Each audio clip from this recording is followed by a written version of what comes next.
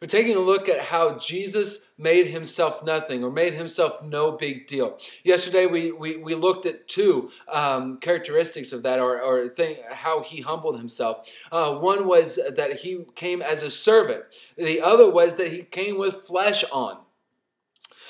Today we're going to look at two more. The first of that being that he humbled himself, becoming obedient. Jesus was God. He didn't have to be obedient. He never was obedient to anybody. He stands above everything. But he became obedient.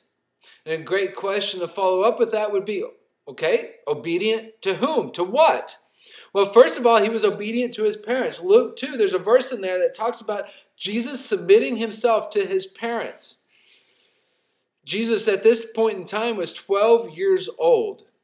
He didn't have to be obedient. He was God. He was above everything. In fact, one of the most famous lines of parents of all time is this: I brought you in this world, and I can take you out of this world.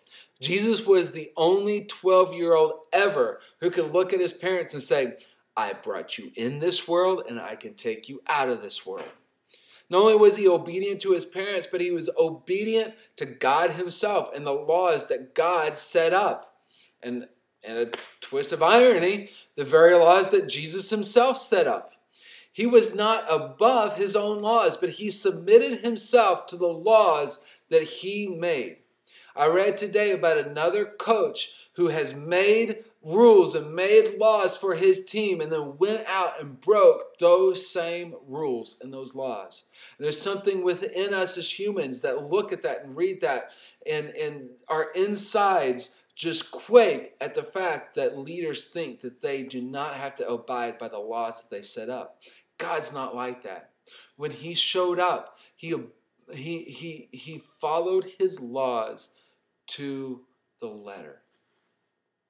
Not only that, but he was obedient to the point of death. Death on a cross. Jesus is God. He was eternal. He didn't have a beginning point. He doesn't have an end point. But when he put flesh on, he died as well. He wasn't above this curse that we have upon ourselves of death. But not only that, he died the worst possible death ever. He died on a cross. He was beaten. He was mocked. He was naked. It was excruciating. He had the weight of everybody's sins of all time on his shoulders. But he still died. Jesus made himself nothing. He made himself no big deal. He was a servant. He put flesh on. He was obedient. He went to the point of death. Jesus was the most humble being ever. We've been challenging you to read this book, the small book of Philippians. What have you seen? What is Paul trying to get across? What's his point here? What does this have anything to do with our real life?